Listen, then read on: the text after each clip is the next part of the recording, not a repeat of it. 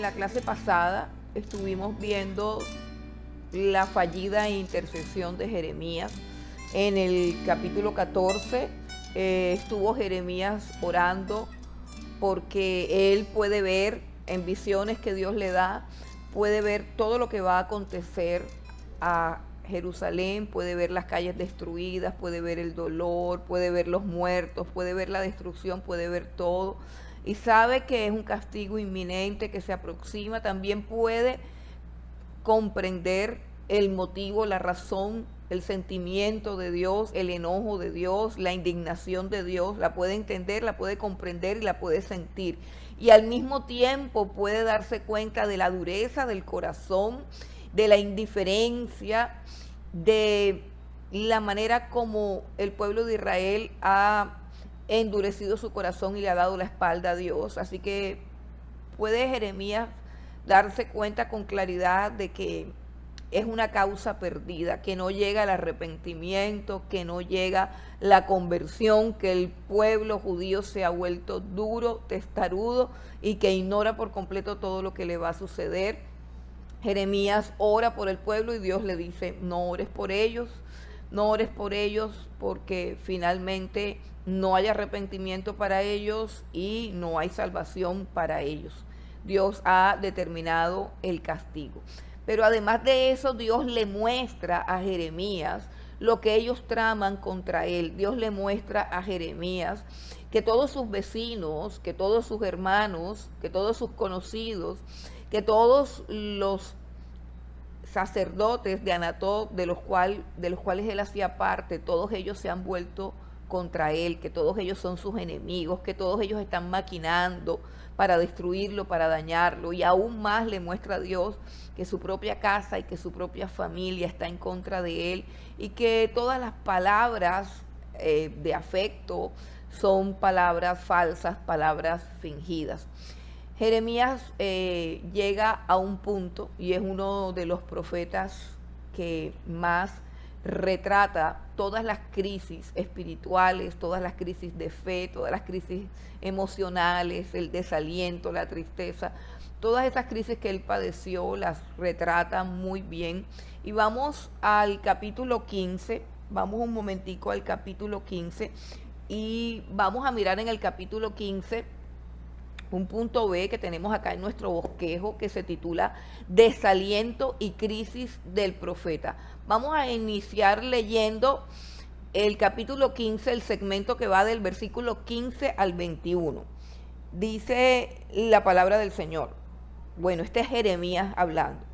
Dice: tú lo sabes, oh Jehová, acuérdate de mí y visítame, y véngame de mis enemigos. No me reproches en la prolongación de tu enojo. Sabes que por amor de ti sufro afrenta. Fueron halladas tus palabras y yo las comí, y tu palabra me fue por gozo y por alegría de mi corazón, porque tu nombre se invocó sobre mí, oh Jehová Dios de los ejércitos. No me senté en compañía de burladores, ni me engreí a causa de tu profecía. Me senté solo porque me llenaste de indignación. ¿Por qué fue perpetuo mi dolor? Y mi herida desahuciada no admitió curación. ¿Serás para mí como cosa ilusoria, como aguas que no son estables? Si nosotros miramos esta expresión del corazón de Jeremías, nos vamos a dar cuenta muy fácilmente que está atravesando por una crisis producida por la traición, producida por la soledad, producida por la incapacidad de comprender su realidad. El pueblo de Israel está en pecado, el pueblo de Israel hace lo malo, y entre peor se portan, mejor les va. Eso es importante que nosotros lo entendamos para que podamos entender la crisis del profeta Jeremías. Y no es que él desee para nada que le vaya mal al pueblo. No es que él desee un castigo para el pueblo. Es que el hecho de que Dios le da a él un mensaje que habla de castigo, y lo que resulta pasar en su entorno es que ellos están tranquilos, que ellos están prosperados, que ellos están felices, que ellos están confiados, que ellos están seguros, y que es precisamente a Jeremías al que le está yendo mal. Eso produce en él una crisis porque frente a, frente a los judíos, frente a los hebreos, él es un tonto, él es un mentiroso, él es un iluso y pues su palabra no haya cabida en el corazón de ninguno de ellos, porque ellos sienten que están bien, ellos se sienten confiados por la seguridad y la prosperidad de la que están disfrutando momentáneamente. Jeremías ve que eso es como un castillo de naipes que está pronto a derrumbarse, pero ellos no lo pueden creer. Y Jeremías es el que sufre, Jeremías es el que es agobiado, Jeremías es el que es abandonado, traicionado, difamado, sufre soledad, sufre tristeza y sobre todo sufre por el hecho de que hay una maquinación contra él. Los sacerdotes de Anatot buscan su vida, lo quieren matar y aún su familia está confabulada con eso. El dolor es supremamente profundo y Jeremías sabe precisamente que todo es a causa del ministerio y del mensaje que Dios le ha entregado y que él fielmente ha predicado tal cual como Dios se lo ha dicho. Entonces, él recurre a Dios, y esto es supremamente importante, él recurre a Dios. En todas nuestras circunstancias, sea amargura, tristeza, dolor, desánimo, cualquier circunstancia en la que nos estemos enfrentando, hay que ir a Dios. Hay que ir a Dios, y hay que ir a Dios con un corazón sincero, hay que ir a Dios derramando con sinceridad lo que uno siente. Y eso fue lo que hizo Jeremías. Jeremías está implorándole a Dios que se acuerde de él porque se siente abandonado. Hay una sensación que está experimentando Jeremías por todo lo que sucede y es una sensación de abandono. Y digo sensación de abandono porque no es propiamente un abandono, porque Dios nunca abandona a sus siervos, Dios nunca abandona a sus hijos y nunca abandona a sus profetas. Recuerden que Jeremías es un regalo que Dios le está dando a Jerusalén para advertirlo de su destino, de su juicio. Jeremías comienza a pelear con Dios en medio de este sentimiento de abandono. Repito, él siente que Dios no se acuerda de él siente que Dios no tiene en cuenta su sufrimiento, él se siente abandonado por Dios. Es una crisis que experimenta al considerar todos los factores que están en su contra y que lo rodean y todas las personas que lo quieren destruir, incluida su propia familia. Entonces Jeremías, como se siente abandonado por Dios, comienza a argumentar delante de Dios como quien busca el favor de Dios a través de la fidelidad que él ha tenido en el ministerio que le ha encomendado. El versículo 16 dice Jeremías, cuando yo me encontré con tu palabra, yo me la comí. Es decir, esta figura de comerse la palabra de Dios es una figura hebrea usada por muchos profetas, inclusive usada por el Señor Jesucristo. El Señor Jesucristo en Juan capítulo 6 dijo una expresión que dentro del contexto judío era muy clara, porque así hablaban los profetas. Dijo Jesús: el que no come mi carne y bebe mi sangre no puede ser mi discípulo. Y la gente se horrorizaba porque trataban de interpretar esto literalmente y literalmente no se puede interpretar, pero básicamente lo que significa comer aquí es asimilar una cosa, es permitir que la palabra de Dios ingrese a tu corazón, es poner tus 5 sentidos a la hora de escuchar, tener una resolución de que no vamos a ser oidores olvidadizos, sino que es una actitud y una disposición con la que nos enfrentamos a la palabra de Dios. Jeremías dice: fueron halladas tus palabras y yo me las comí. Es decir, me gustaron tus palabras, las disfruté, las asimilé, las coloqué en lo más profundo de mi ser. Y ellas fueron por gozo y por alegría de mi corazón. Es decir, yo me gocé en tu palabra. Tu palabra no fue algo que me fue impuesto. Tu palabra fue algo que yo me encontré de la misma manera como alguien se encuentra un tesoro y se alegra por ese tesoro. De la misma manera como alguien se encuentra un delicioso plato frente a él y se lo come con gusto y se lo come con ansias, lo devora, lo degusta, se deleita en él. Así que él está diciendo, en ninguna manera yo aborrecí tu palabra. Y esto es haciendo un contraste en aquellos judíos, o mejor dicho, en todos los judíos que aborrecían la palabra de Dios, que detestaban cuando el profeta comenzaba a hablar. Y Jeremías dice, por el contrario, yo amé tu palabra, yo disfruté de tu palabra, yo me deleité en tu palabra. Y también me gocé y me alegré, dice, porque tu nombre se invocó sobre mí. ¿Qué significa esa frase? Porque tu nombre se invocó sobre mí. Algunas Biblias la han traducido porque yo soy tuyo. Cuando Jeremías dice tu nombre se invocó sobre mí, quiere decir que frente al mundo, frente a todas las personas que lo rodeaban, él era identificado como el hombre de Dios, como alguien que le pertenecía a Dios. Fue tan clara, tan profunda y tan real la experiencia de Jeremías con Dios, que eso lo marcó, no solo a nivel interno, sino que lo marcó a nivel de la sociedad, a nivel de su entorno, de tal manera que todos lo miraban como el profeta de Dios, o sea, como un hombre que le pertenecía a Dios. Por eso dice, soy tuyo, en algunas Biblias, y acá dice, porque tu nombre se invocó sobre mí. Es como una manera de decir que Dios colocó su nombre en Jeremías y dijo, este es mi siervo, este hombre me pertenece, va a vivir para mí. Y dice Jeremías, yo me alegré con todo eso. Dice, otra cosa que hizo Jeremías, versículo 17, hay algo que Jeremías sabe que a Dios no le gusta, y es sentarse con burladores, sentarse con gente necia, sentarse con gente pecadora. Y Jeremías está diciendo, yo no hice eso.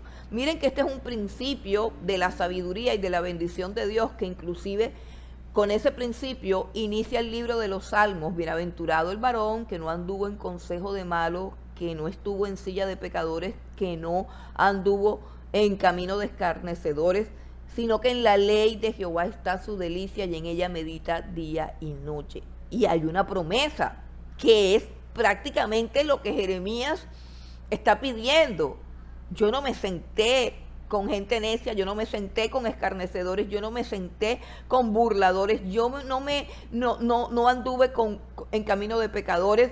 Y hay una promesa que dice, será como árbol plantado junto a... O sea, hay una promesa de bendición y una promesa de prosperidad. Y Jeremías está diciendo eso. En el versículo 17 dice, no me senté en compañía de burladores. Ahora, hay otro problema en el ministerio. Hay otro problema cuando somos llamados por Dios y cuando Dios nos da su palabra. Hay otro peligro. Hay otro peligro. Y dice Jeremías, ni me engreí a causa de tu profecía. Quiere decir que no se llenó de orgullo, que no se llenó de soberbia. Uno de los peligros más grandes de servir a Dios, o de tener visiones, o de tener revelaciones, o de tener dones, o de ejercer un ministerio, es que el corazón del ser humano tiene una tendencia a envanecerse, a enaltecerse, a enorgullecerse, a creer que porque Dios lo usa es más santo y es más grande que los demás. Y Jeremías está diciendo, no, yo no me engreí, yo no me envanecí, yo no me enaltecí a causa de toda la revelación que tú me estabas dando. Me senté solo, dice, me senté solo porque me llenaste de indignación. En otras palabras, Jeremías, al conocer el corazón de Dios, al conocer la santidad de Dios, las demandas de Dios, y al entender el pecado del pueblo, al comprobar la falsedad espiritual del pueblo, al comprobar la iniquidad, al comprobar la idolatría, la inmundicia, la perversidad del pueblo, él perdió la capacidad de relacionarse con las personas y se sentía más cómodo. No que fuera buena la soledad, sino que no tenía a nadie con quien hablar, no tenía a nadie con quien compartir. No tenía a nadie. Su mundo era Dios y su deleite era la palabra de Dios. Pero estaba rodeado de personas que todos, completamente todos, aborrecían a Dios. Todos aborrecían a Dios y todos aborrecían su palabra. De esa manera Jeremías no podía entablar ningún tipo de relación con nadie. La soledad lo acompañaba día y noche. Ahora, en el versículo 18, él hace una pregunta. ¿Por qué fue perpetuo mi dolor y mi herida desahuciada no admitió curación? ¿Serás para mí cosa ilusoria como aguas que no son estables? Jeremías siente que el dolor de su alma es un dolor perpetuo. ¿Cuál es ese dolor? El dolor que siente por la desdicha de su pueblo. El dolor que siente porque teniendo la verdad, su pueblo no le cree. El dolor que siente de ver todo el desastre y el juicio que se avecina.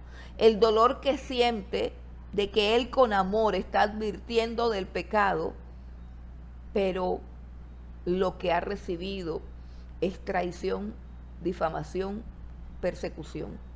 El dolor que siente de la soledad, el dolor que siente de que su ministerio fracasa, en el sentido de lo que él anhela es que los hebreos se arrepientan, que el pueblo de Israel se arrepienta, pero eso no sucede.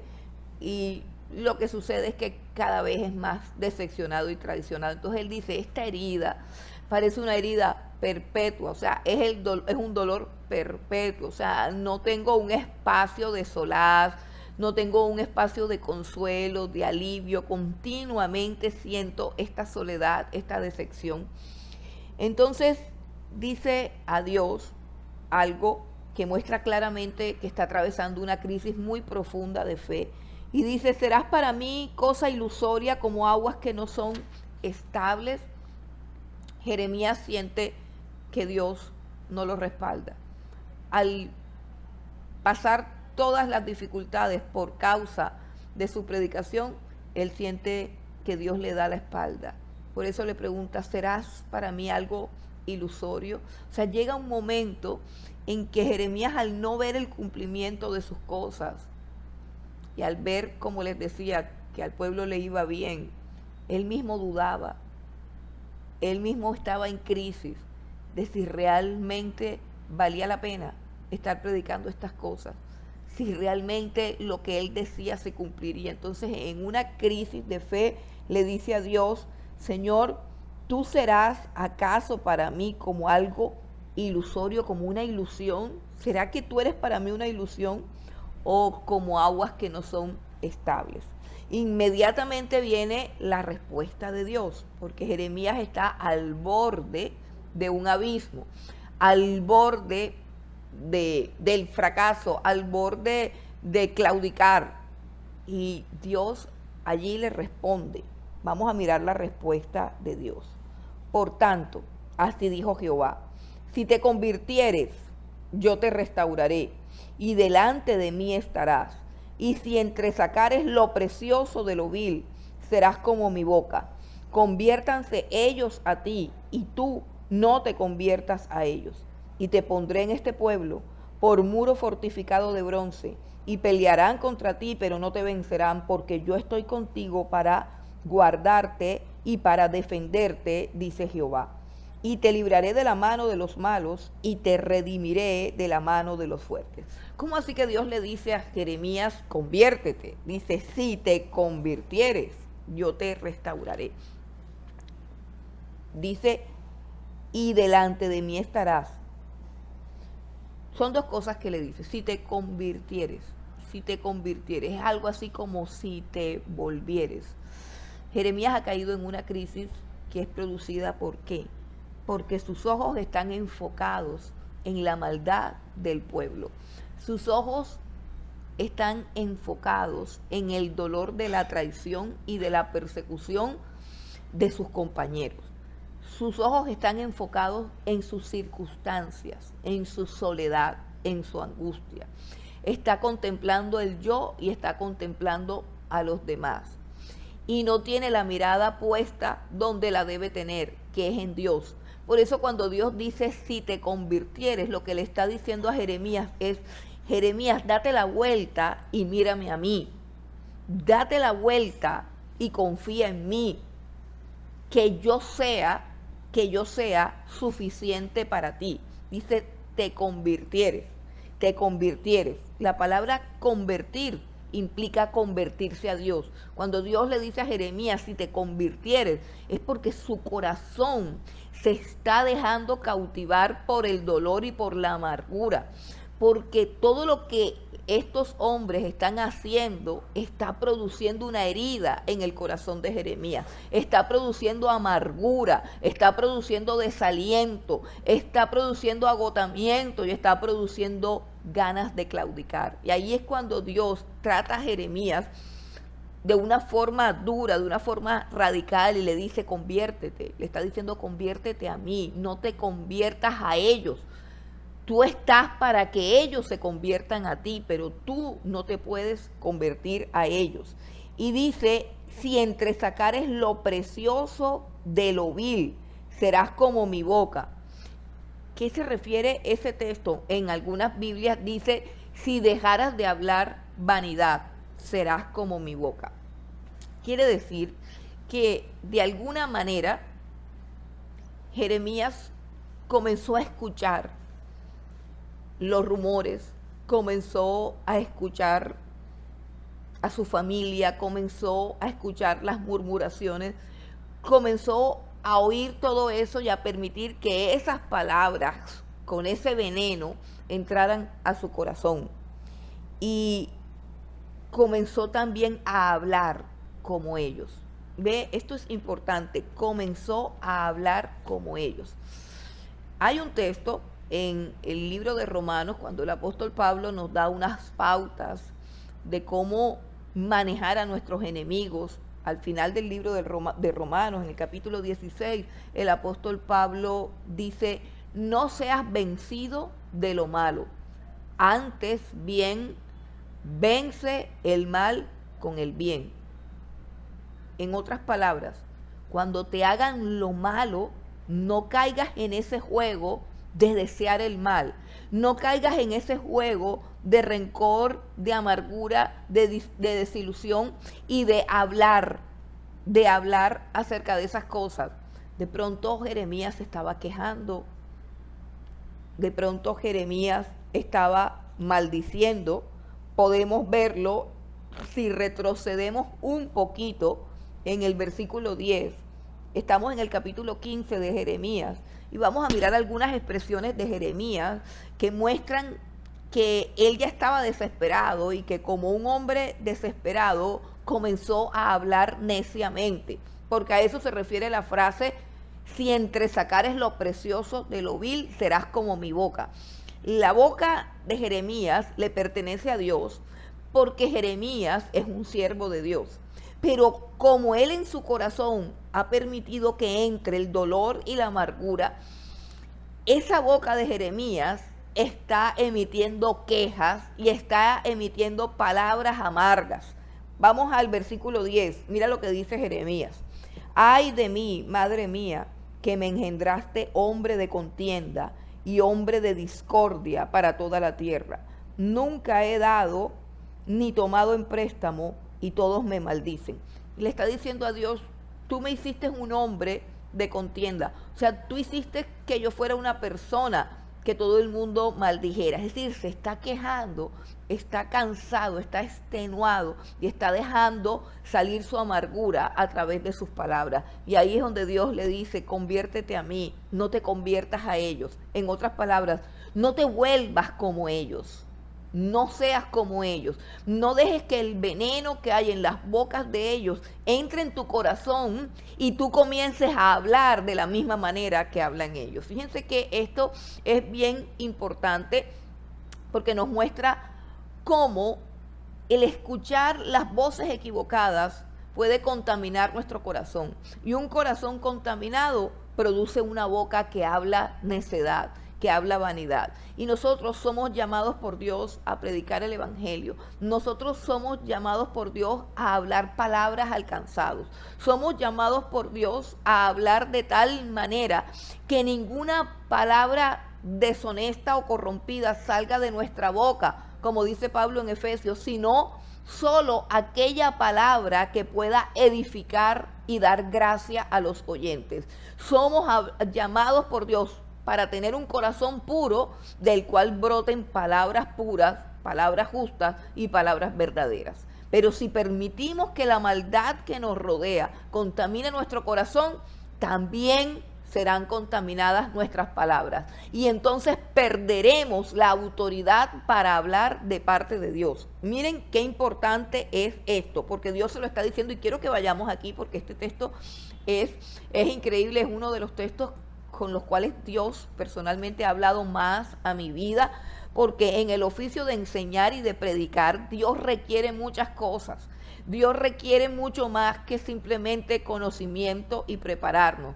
Cuando Dios toma a alguien como su boca, es decir, toma a alguien como su mensajero, como un predicador, como un maestro, como un profeta, como un pastor, significa que esos labios de esas personas que son escogidas, que son llamadas por Dios para enseñar la palabra, para profetizar, para predicar, para advertir, para llamar al pueblo al arrepentimiento, esas bocas tienen que estar consagradas a Dios. Y el Señor Jesucristo nos enseñó que de la abundancia del corazón habla la boca. Así que nosotros, para poder tener una boca limpia y consagrada a Dios, que pueda ser usada por Dios, primero tenemos que guardar nuestro corazón de todas las contaminaciones que lo asedian alrededor. Yo quiero que leamos nuevamente el versículo donde Dios le está diciendo a Jeremías, mira, esto es lo que tú tienes que hacer. Jeremías está aburrido, decepcionado, amargado, quejándose, y Dios le dice, si te convirtieres, yo te restauraré. Versículo 19. Y delante de mí estarás. Mi presencia, mi presencia, mi presencia. Delante de mí estarás. Y si entresacares lo precioso de lo vil, serás como mi boca. Eso es lo que significa entresacar lo precioso de lo vil. Dejar de hablar necedad. Si yo soy una persona que predica la gloriosa, poderosa, majestuosa y santa palabra de Dios, la Biblia dice que de una misma fuente no pueden brotar aguas dulces y aguas amargas. Hay conversaciones de las cuales no puedo participar. Hay palabras que no puedo repetir. Hay cosas que no puedo decir. Y Dios le está diciendo a Jeremías, depura tu forma de hablar. Depura tus labios. Depura tus palabras. Ustedes recuerdan que también cuando Dios llamó a Isaías, Isaías reconoció que él era un hombre de labios inmundos, y vino un ángel con un carbón encendido y lo colocó en sus labios para purificar sus labios. Los labios del predicador deben ser labios puros. No podemos andar hablando necedad y al mismo tiempo predicando la palabra. Son exigencias que Dios hace a sus profetas. Dice, si entresacares lo precioso de lo vil, serás como mi boca. Serás como mi boca. ¿Qué significa? Que Jeremías sería como la boca de Dios. Que Dios hablaría continuamente a través de Jeremías. Que todo lo que Jeremías va a decir iba a ser palabra de Dios. El apóstol Pablo dijo algo parecido, en otras palabras, dijo, ya no vivo yo, sino que vive Cristo en mí. Y lo que ahora vivo en la carne, lo vivo por la fe del Hijo de Dios. Ya no vivo yo, sino que vive Cristo en mí. Dios le dice a Jeremías, depura tu forma de hablar. Saca la vanidad de tus palabras. Trata de distinguir entre lo precioso de lo vil. Purifica tus labios y entonces tú serás como mi boca. Conviértete a mí y habita en mi presencia. No te conviertas a ellos, no te vuelvas como ellos, sino más bien que ellos se conviertan a ti. ¿Y cuál es la promesa? Jeremías está manifestando su debilidad. Jeremías está manifestando su fragilidad. Ojo, los que tenemos problemas con el ánimo, los que tenemos problemas con las fluctuaciones, los que tenemos problemas con doble ánimo, con melancolía, con depresiones, con tristezas, los que tenemos ese tipo de problemas como unas emociones que suben y bajan. Un día estamos bien firmes, emocionados y queremos servir a Dios, y otro día estamos tristes, decepcionados, apáticos y no queremos ni siquiera salir de nuestra casa, ni siquiera tenemos fuerzas ni deseos de orar.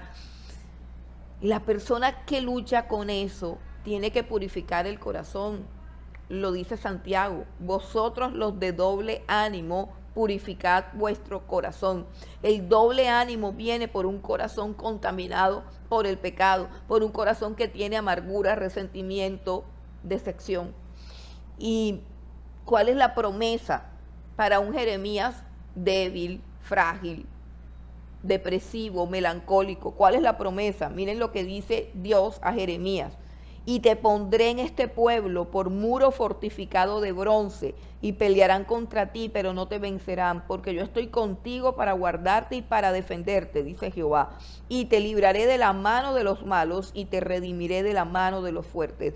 Le está ofreciendo Dios darle a Jeremías un carácter fuerte. Dice: te pondré como un muro fortificado, nadie podrá contra ti. Le está ofreciendo Dios a Jeremías convertirlo en una fortaleza, rodearlo de fuerza y de poder, y de que nadie que quiera hacerle daño lo pueda lograr, porque de eso se trata. Jeremías está triste porque siente que todo el mundo está contra él, y Dios le dice: te pondré como un muro fortificado. Pelearán contra ti, sí, pero ninguno te podrá vencer. Bueno, entonces esa es la crisis de Jeremías. Ahora, ¿qué sucede? ¿Qué sucede? Que Jeremías es un hombre que sufre algo que sufren todos aquellos los que predican la palabra de Dios sin adulterarla, sin contaminarla. Porque en el pueblo de Dios, tanto en Israel como en la actualidad en la iglesia, hay como una relación entre mentira y amor. O sea, el ser humano ha creado una relación entre el amor y la mentira.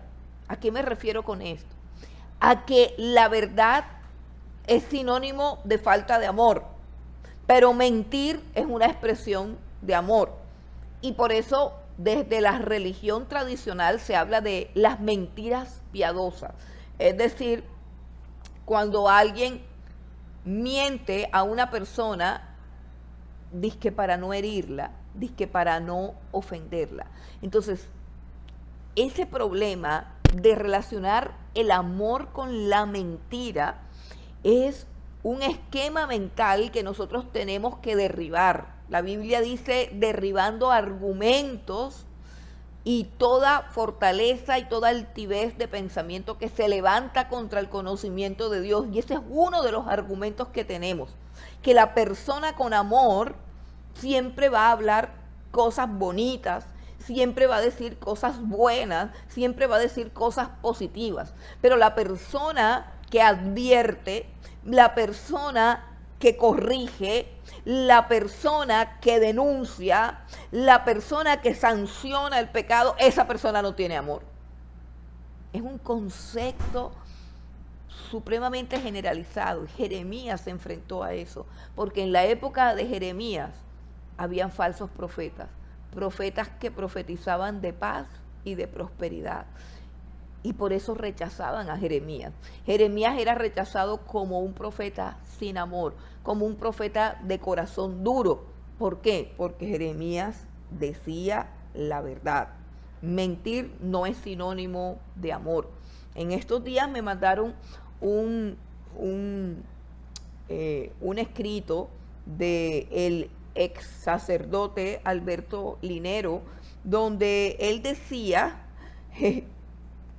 la diversidad, decía una barbaridad, hermano, decía una barbaridad, este ex sacerdote, que cada vez está más loco, que cada vez está más perdido, que cada vez está más confundido, que en vano estudió los 7 años de teología que estudian todos los sacerdotes, y ahora salió diciendo que la diversidad, esa es una palabra romántica para referirse al homosexualismo y a todo tipo de aberraciones sexuales. La palabra ahora no es homosexualismo, ni lesbianismo, ni aberraciones, ni abominaciones. La palabra que utilizan ahora es diversidad, diversidad. Y han profanado, por así decirlo, los colores del arco iris, poniéndolos como símbolo de la comunidad de la diversidad. Bueno, este ex sacerdote mandó un comunicado a la sociedad gay, a la asociación LGTBI,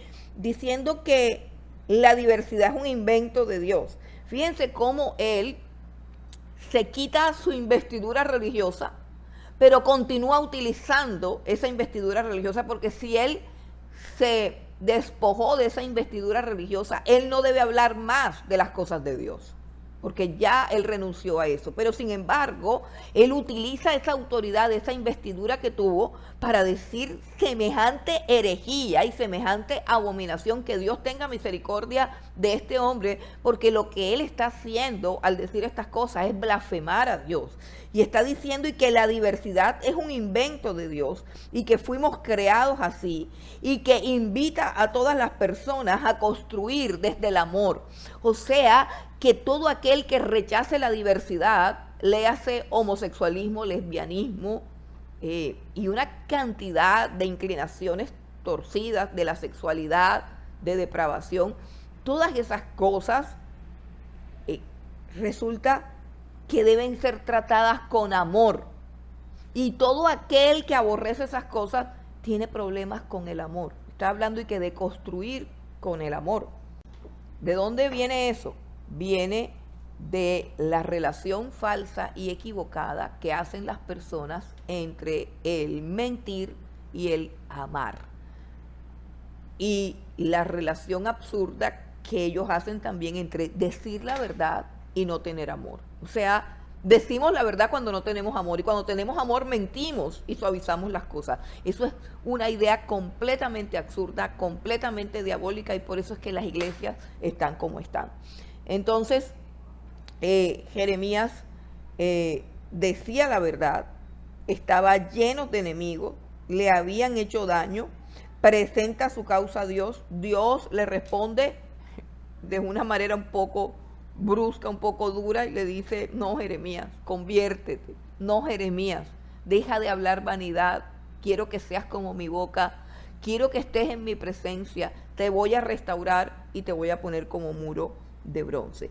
Pasemos entonces al capítulo 16, y en el capítulo 16 y 17 vamos a encontrar más palabras de juicio y de condenación.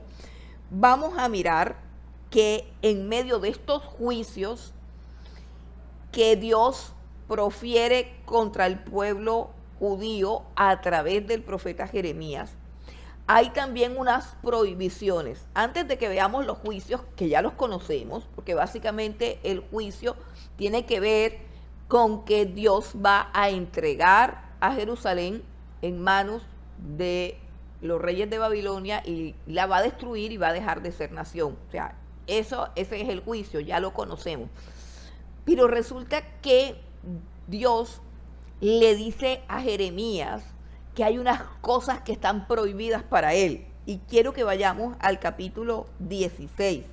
Dios separa a Jeremías del resto del pueblo.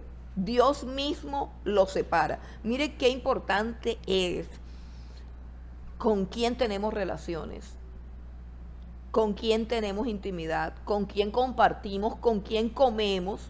Miren qué importante es, cómo nos afecta a nosotros esto en nuestra vida espiritual. Que Dios nos ayude, sobre todo cuando tenemos que juntarnos con nuestra familia.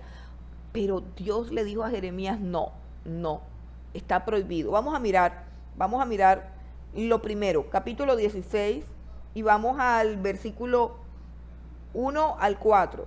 Dice: vino a mí palabra de Jehová diciendo: no tomarás para ti mujer ni tendrás hijos ni hijas en este lugar. Porque así ha dicho Jehová acerca de los hijos y de las hijas que nazcan en este lugar, de sus madres que los den a luz y de los padres que los engendren en esta tierra. De dolorosas enfermedades morirán, no serán plañidos ni enterrados, serán como estiércol sobre la faz de la tierra, con espada y con hambre serán consumidos, y sus cuerpos servirán de comida a las aves del cielo y a las bestias de la tierra. La primera prohibición de Dios para Jeremías es: no te puedes casar y no puedes tener hijos. No te puedes casar, no puedes tener hijos. Porque a los hijos y a los padres yo los voy a destruir. Lo apartó para que no tuviera ninguna relación amorosa con ninguna mujer de su pueblo. Esa es la primera prohibición. Miren qué tremendo: no te vas a casar, no vas a tener hijos. Te estoy evitando un dolor, Jeremías, porque a los niños que nazcan aquí yo los voy a matar. Bueno, vamos a ver la segunda prohibición. Le prohíbe ir a los funerales. A los funerales de todos los judíos no puede ir Jeremías. No importa si el muerto es amigo de él, no importa si el muerto es familiar de él. Vamos al versículo 5, Jeremías 16:5. Porque así ha dicho Jehová: no entres en casa de luto, ni vayas a lamentar, ni los consueles, porque yo he quitado mi paz de este pueblo, dice Jehová, mi misericordia y mis piedades. Morirán en esta tierra grandes y pequeños, no se enterrarán, ni los plañirán, ni se rasgarán, ni se raerán los cabellos por ellos, ni partirán pan por ellos en el luto para consolarlos de sus muertos, ni les darán a beber vaso de consolaciones por su padre o por su madre. Le prohibió a Jeremías ir a los funerales. Le prohibió a Jeremías cualquier tipo de expresión de compasión y de misericordia. Cuando alguien moría, Jeremías no podía ir al funeral. Jeremías no podía ir a dar el pésame. Jeremías no podía decir: ¿sabe qué? Lo siento, qué pena, que Dios los fortalezca y les dé consuelo. Jeremías no podía hacer eso porque Dios le estaba diciendo: es un juicio mío sobre ellos. No puedes participar de su luto, no puedes consolarlo, no puedes visitarlos. Esa es la segunda prohibición. La tercera prohibición es que le prohíbe ir a cualquier tipo de celebración. No puede acompañarlo ni en el cumpleaños, ni en el matrimonio, ni en el aniversario, ni en el grado. No puede ir a ningún tipo de reuniones. Ojo con lo que Dios le está pidiendo a Jeremías. Vamos al versículo 8. Dice el versículo 8: asimismo, no entres en casa de banquete para sentarte con ellos a comer o a beber, porque así ha dicho Jehová de los ejércitos, Dios de Israel: he aquí que yo haré cesar en este lugar delante de vuestros ojos y en vuestros días toda voz de gozo y toda voz de alegría y toda voz de esposo y toda voz de esposa. 3 prohibiciones para Jeremías: no te casas, no vas a los funerales, no vas a las fiestas, no te juntas con ellos. Ellos se han corrompido y yo los voy a castigar. Dios hace una separación entre el pueblo y su profeta. Ahora, Dios le va a advertir a Jeremías acerca de la inconsciencia, acerca de la dureza del corazón y acerca del cinismo de este pueblo. Vengan conmigo al versículo número 10. Mire lo que dice. Dios mandó a Jeremías a que predicara todo lo que iba a pasar. Y en el versículo número 10 le advierte, dice: y acontecerá que cuando anunciéis a este pueblo todas estas cosas, te dirán ellos: ¿por qué anuncia Jehová contra nosotros todo este mal tan grande? Es decir, no tenemos ni idea, no hay conciencia de pecado, no hay conciencia de haber hecho nada malo. Dice: ¿qué maldad es la nuestra? ¿O qué pecado es el nuestro que hemos cometido contra Jehová nuestro Dios? Es una manera de decir: nosotros no somos malos, Dios es injusto, ¿por qué Él está anunciando ese castigo? Nosotros no hemos cometido ninguna maldad. Hay dureza de corazón hay inconsciencia, hay una mente entenebrecida, hay una conciencia que se ha cauterizado, hay un corazón duro, un corazón de piedra y hay cinismo. Dice, nosotros no sabemos por qué nos están castigando. Ahora, en el versículo 11, Dios le dice a Jeremías, entonces les dirás, porque vuestros padres me dejaron, dice Jehová. O sea, ¿cuál es la razón? Esto viene desde antes, esto viene desde vuestros padres. Versículo 11, ¿cuál es la razón del castigo? Versículo 11, entonces les dirás, porque vuestros padres me dejaron, dice Jehová, y anduvieron en pos de dioses ajenos, y los sirvieron, y ante ellos se postraron, y me dejaron a mí, y no guardaron mi ley. Entonces hasta aquí diremos, entonces nos vas a castigar por el pecado de nuestros padres. Pero mire lo que viene a continuación, versículo 12. Y vosotros habéis hecho peor que vuestros padres, porque he aquí que vosotros camináis cada uno tras la imaginación de su malvado corazón, no oyéndome a mí. Miren lo repetitivo que es Dios cuando dice, óiganme a mí y no se guíen por las imaginaciones del corazón. Miren lo importante que es para Dios que nuestra vida esté regida por su palabra y no por las imaginaciones de nuestro corazón y que digamos, no es que Dios me dijo, no es que Dios me habló, es que todo lo que se me ocurre a mí proviene del Espíritu Santo. No, recuerden lo que hablábamos la clase pasada. Hay tres voces, la voz de la carne, la voz del diablo y la voz de Dios. Así que yo no puedo dar por sentado que lo que yo me imagino, que lo que yo pienso, que lo que yo creo que se debe hacer es voz de Dios. Puede ser la imaginación de mi corazón, porque Jeremías ha dicho que el corazón humano es engañoso y es perverso más que todas las cosas y que el único que lo puede conocer y escudriñar es Dios. Eso lo dirá más adelante. Entonces, ¿cuál es la causa del castigo? Es que desde los padres hasta ustedes han hecho lo malo. Y esa maldad viene en un proceso de crecimiento. Está diciendo, es que yo lo que voy a castigar aquí en ustedes es toda la traición y toda la idolatría que viene desde sus padres, desde sus antepasados y que se ha empeorado en ustedes, o sea, en esta generación. ¿De qué está hablando Dios aquí? De una ley espiritual, de un mandamiento que encabeza la lista del decálogo, el mandamiento más importante, que es el mandamiento que ellos han violado en Éxodo capítulo 20. Vamos nuevamente a Éxodo capítulo 20 y leemos ese mandamiento para mirar cómo lo que Dios advirtió, Dios lo va a hacer. Éxodo capítulo 20, versículo 4. No te harás imagen ni ninguna semejanza de lo que está arriba en el cielo, ni abajo en la tierra, ni en las aguas debajo de la tierra. No te inclinarás a ella, ni las honrarás, porque yo soy Jehová tu Dios, fuerte, celoso. Aquí viene, fuerte, celoso. ¿Cómo es Dios? Fuerte y celoso, que visita la maldad de los padres sobre los hijos hasta la tercera y cuarta generación de los que me aborrecen. ¿Qué está diciendo? Yo castigo los pecados de los padres en los hijos hasta la tercera y cuarta generación de los que me aborrecen. ¿Qué está diciendo? Que un pecado que pasa de generación a generación es un pecado que va creciendo, que va en aumento y es un pecado para la cual la indignación de Dios y la ira de Dios también se aumenta hasta el momento que Dios dice no va más, voy a castigar 4 generaciones de idolatría, las voy a castigar en esta generación. Mucho se ha hablado de las maldiciones generacionales.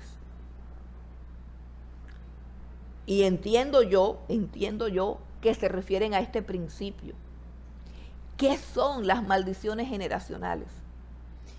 Las maldiciones generacionales son la repetición de un pecado por varias generaciones. ¿A causa de qué? De que el hombre aprende por imitación. Es decir, que los padres les dan el ejemplo a los hijos. Estos muchachos o esta generación que está cometiendo idolatría, que está fabricando sus dioses falsos, que está adorando ídolos falsos, aprendió a hacer eso de las generaciones anteriores, aprendió viendo a sus padres. Todos aprendemos viendo, todos aprendemos acerca del ejemplo.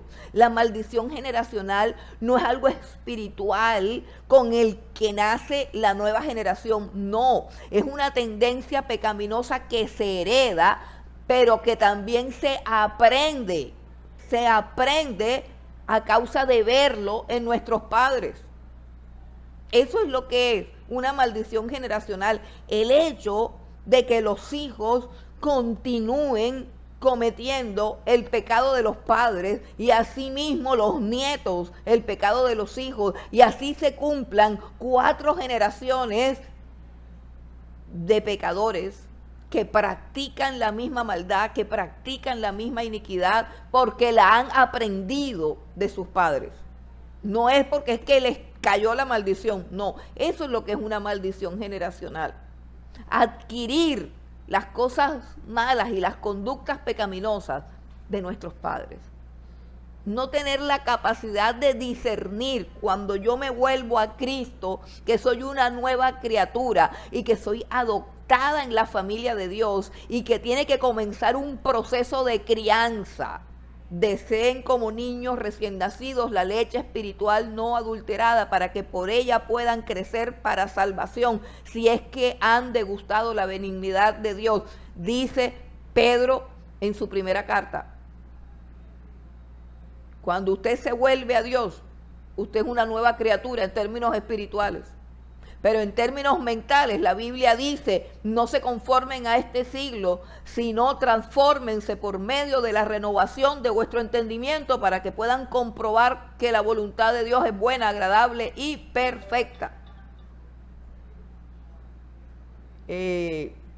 Bueno, la Biblia dice una cantidad de cosas acerca de la enseñanza.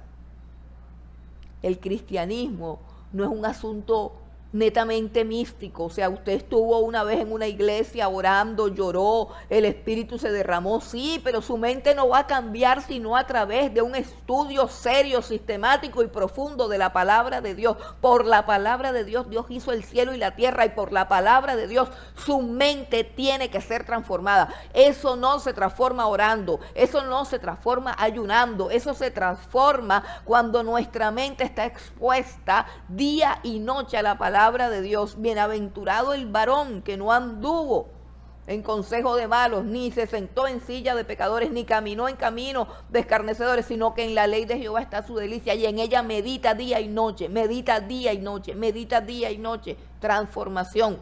Transfórmense por medio de la renovación de vuestro entendimiento. Una mente renovada es una mente que diariamente es expuesta a la palabra de Dios, que es como fuego, que purifica, que es como espada de doble filo, que penetra hasta partir el alma y discierne los pensamientos y las intenciones del corazón. Si esto no se da, escuche bien, si no hay una transformación de la mente, tampoco va a haber una transformación de la conducta. Y terminan las personas profesando ser cristianas, practicando el cristianismo de ir a la iglesia y de participar de cosas eclesiásticas, pero su conducta y su forma de vida es igual a la de sus padres. Y entonces creen que eso puede ser resuelto con un seminario de sanidad interior. No, es que la mente no está renovada, la mente tiene que ser transformada, porque si mi mente no es transformada, tampoco es transformada mi conducta, y mi conducta es la que me conduce a la maldición generacional. Dios le está diciendo a esta generación que dice, pero ¿y cuál fue el pecado? O sea, ¿por qué están anunciando juicio? O sea, ¿qué hicimos? Y Dios le dice, ¿qué hicieron? Sus padres fueron idólatras y ustedes los han superado. En eso consiste la maldición generacional. Pero habrá maldiciones generacionales para los que de verdad se han convertido a Cristo. En ninguna manera, hermanos, en ninguna manera. Primera de Pedro, capítulo 1, versículo 18, uno de los textos más importantes acerca de la redención. Primera de Pedro, capítulo 1, versículo 18. Voy a leer desde el 17 para que vean el concepto de la paternidad nueva que tenemos en Cristo Jesús y de las implicaciones de tener un nuevo Padre. Primera de Pedro, capítulo 1, versículo 17 dice: y si invocáis por Padre a aquel que sin acepción de personas juzga según la obra de cada uno, conducíos en temor todo el tiempo de vuestra peregrinación. La idea que quiero que retengamos en nuestras mentes es: si invocamos por Padre a Dios, el Padre de nuestro Señor Jesucristo, si nosotros creemos que somos hijos de Dios, en el versículo 18 está la clave. No hay maldiciones generacionales para aquel que genuinamente se convierte a Cristo Jesús. Versículo 18. Sabiendo que fuiste rescatados de vuestra vana manera de vivir, la cual recibisteis de vuestros padres, no con cosas corruptibles como oro o plata, sino con la sangre preciosa de Cristo, como de un cordero sin mancha y sin contaminación. Pero quiero que subraye el versículo 18, dice: debes saber que fuiste rescatado de una vana manera de vivir que profesaban tus padres. ¿Qué quiere decir eso? Si tú de verdad eres cristiano, tú no puedes cometer los errores de tus padres. Tú no puedes tener un modelo de conducta basado en lo que hicieron tus padres. Tú no puedes ejercer el rol de esposa como lo ejerció tu madre si ella no era una mujer cristiana. Tú no puedes ejercer el rol de esposo como lo hizo tu padre. Tú no puedes edificar un hogar según las tradiciones familiares, sino según los principios de las Escrituras, de la palabra de Dios. Porque por eso Cristo te redimió.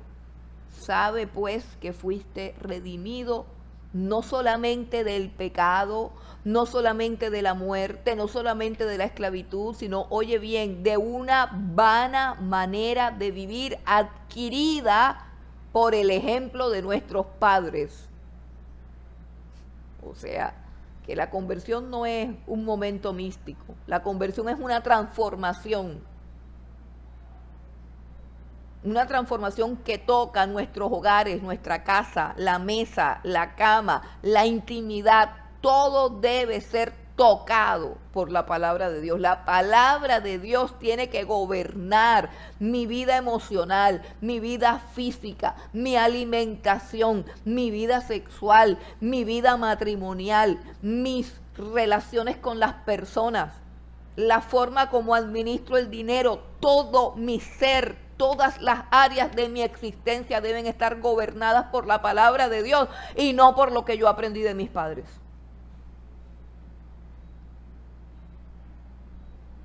A menos, por supuesto, que mis padres hubiesen vivido de acuerdo a los principios de la palabra de Dios. Pero estamos hablando de una vana manera de vivir que generalmente, dice la Escritura, adquirimos de nuestros padres. Así que el que es redimido por Cristo no tiene maldiciones generacionales, no tiene que hacer seminarios para arrancar de él esas maldiciones. No. Fuiste redimido. Y Dios lo único que pide es que tú seas transformado por la renovación del entendimiento que se da a través del estudio y la meditación profunda y constante de la palabra de Dios. La palabra de Dios transforma una vida y transforma la manera de ver, la manera de percibir, la manera de hablar y la manera de actuar. Y no hay condenación, dice el apóstol Pablo, para los que ya no andan en la carne, sino que andan con el Espíritu Santo. O sea, los que son guiados por Dios, por su palabra. Esos no tienen condenación. Entonces no hay maldiciones generacionales. Pero aquí Dios le está diciendo al pueblo judío: sus padres fueron idólatras y ustedes los han superado. Ese es el castigo que viene. Ahora hay algo bien importante, y es que en todas estas expresiones de juicio, Dios siempre da una palabra de esperanza. Dios en su infinita misericordia da una palabra de esperanza. Volvemos a Jeremías 16 y el capítulo termina con una palabra de esperanza. Vamos a leer capítulo 16, los versículos 14 y 15. Dice: no obstante, he aquí vienen días, dice el Señor, en que no se dirá más, vive Jehová, que hizo subir a los hijos de Israel de tierra de Egipto. La generación pasada, la generación idólatra, tuvo la experiencia de ser libertada de la esclavitud de Egipto. Y él dice: vienen días en que ya no diremos que Jehová hizo subir a los hijos de Israel de tierra de Egipto, sino que se dirá lo siguiente, versículo 15: vive Jehová, que hizo subir a los hijos de Israel de la tierra del norte, es decir, de Babilonia, y de todas las tierras donde los había arrojado, y los volveré a su tierra, la cual di a sus padres. ¿Qué está diciendo Dios? El castigo vendrá, serán esparcidos, serán dispersados, serán deportados a Babilonia, pero vendrán días en que los deportados regresarán. Vendrán días en que los dispersados volverán.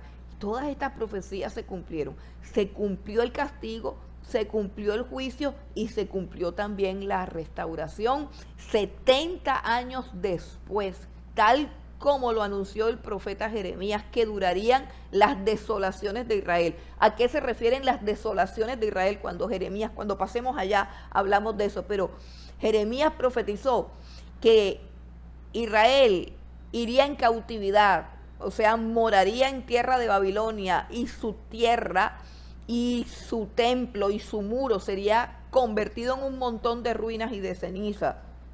Por 70 años estarían en oprobio, por 70 años estarían en vergüenza, por 70 años estarían en exilio.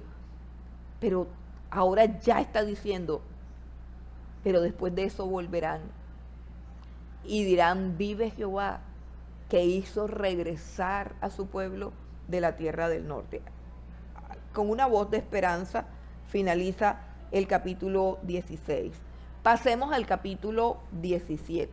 Pasemos al capítulo 17. ¿Qué contiene el capítulo 17? En el capítulo 17 hay una descripción del pecado de Israel. Vamos al capítulo 17 y vamos a leer el versículo 1 al 10. Dice así la palabra del Señor: el pecado de Judá escrito está con cincel de hierro y con punta de diamante. Esculpido está en la tabla de su corazón y en los cuernos de sus altares. Mientras sus hijos se acuerdan de sus altares y de sus imágenes de acera que están junto a los árboles frondosos y en los collados altos, sobre las montañas y sobre el campo, todos tus tesoros entregaré al pillaje por el pecado de tus lugares altos en todo tu territorio. Paremos un momentico ahí en la frase. Una de las cosas que enseña la Escritura, y es básicamente la esencia de la carta a los Romanos, que es una de las cartas más importantes de la doctrina cristiana, o más bien la más importante de la doctrina. La carta a los Romanos enseña que el problema del hombre no son los actos pecaminosos que en un momento dado él ejecuta. El problema del hombre es que su corazón está contaminado por el pecado. Su corazón es un corazón pecador. Y eso es lo que dice aquí. Dios está diciendo: el pecado de Judá está escrito con cincel de hierro y con punta de diamante, está esculpido en la tabla de su corazón. Y dice: sus hijos se acuerdan de sus altares. En otras palabras, cuando ellos iban y sacrificaban a esos dioses falsos, cuando ellos participaban de esos cultos, eso no era algo como que accidental, como que lo hacían de vez en cuando, como que sin pensarlo, como que sin darse cuenta. No, era algo tan arraigado en su corazón que cuando ellos no estaban ofreciendo esos sacrificios, se acordaban de esos lugares, se acordaban de esos sacrificios, es decir, tenían esa idolatría en su mente, en su memoria, en sus recuerdos, pensaban todo el día en todas esas cosas. Eso es lo que está diciendo Dios. No son actos externos, no se trata simplemente de lo que ellos hacen, se trata del corazón, de cómo tienen la maldad arraigada en su corazón, que solamente piensan en la idolatría. ¿Y cuál es el castigo?